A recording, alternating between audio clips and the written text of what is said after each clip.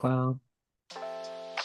So today we want to talk about business line of credit. So this has nothing to do with real estate. This is a loan that we got a client for just the business itself.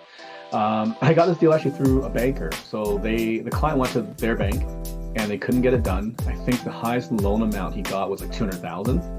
And then so the banker said, look, I can't do this. Do you know any other lenders that can maybe get him a higher loan amount? Because he's a good client of his. So yeah, the banker was willing to pass this client on to myself to see if we can help him. I think it's a good thing with the banker is it's a relationship game too, right? So we met these clients. They're local, they're a developer, and they do project management as well. They do general contracting work, and they're just going through a lot of growth. And they want to hire, they want to increase marketing, and they want to expand as well. And that's what the money being used for, working capital. What was some of the, I guess, the challenge about these type of loans, and I guess the variety of lenders you went to? Like, we had a wide range of. The challenge of these type of loans is there's no collateral attached to it, right? So they're strictly going off of like business cash flow, and because it's a developer and project management company, the cash flow is not even all the time. Some years they make more, some years they make less, depending on the project when it wraps up and when you get a new project. So the cash flow was uneven year over year, but there's always obviously cash flow, and some years are stronger than the others. Like I said, they were asking for a fairly large line of credit. They wanted $500,000. We went to maybe like 9 banks, and we got a variety of deals, offers, anywhere from $100,000 to $300,000 to $200,000. Finally, we arrived at this one bank. We were able to get $500,000, the exact ask. So, like I said, not easy to get a line of credit these days, especially with the challenging macroeconomic situation here, whatever it is in Canada, and with the developments and project management, because they're, like I said, they're always they're project based as well. So there's not as many projects as there used to be. So there was a risk to the bank, but we were able to present it in a way that we were able to mitigate a lot of this risk, even though there's no collateral. There's a lot of strong personal guarantees, I thought, in the company. And we were able to field the $500,000 line of credit offer.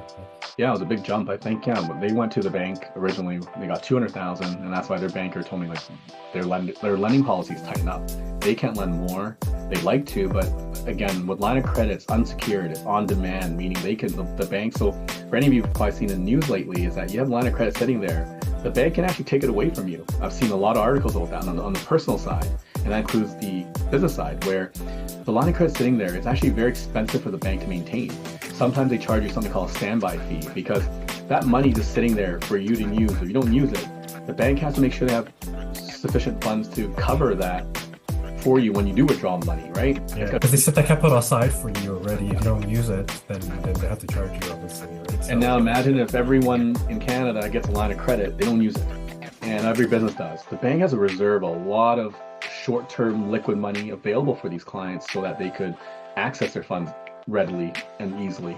And so that's another big thing, is that banks are going, okay, in the down market. I noticed like this has been like a couple cycles like this now for the last 15 years that I've seen, is anytime in the down market, credit tightens up. And that it starts right off with the unsecured loans, business loans. I think we did in a time that was very tough. The real estate market was going down. And so they're thinking, well, if there's not many projects and construction going on, how would your revenue look the next few years, right? So I think that's a big one. So I think this one here, getting 500,000 is a massive line of credit. Like, it's large enough for a company of this size. I was surprised. Like, I thought we might get 300. But that's not a great deal. I think it was a really good package, I would say overall. And the rates were great too. So overall, it was good.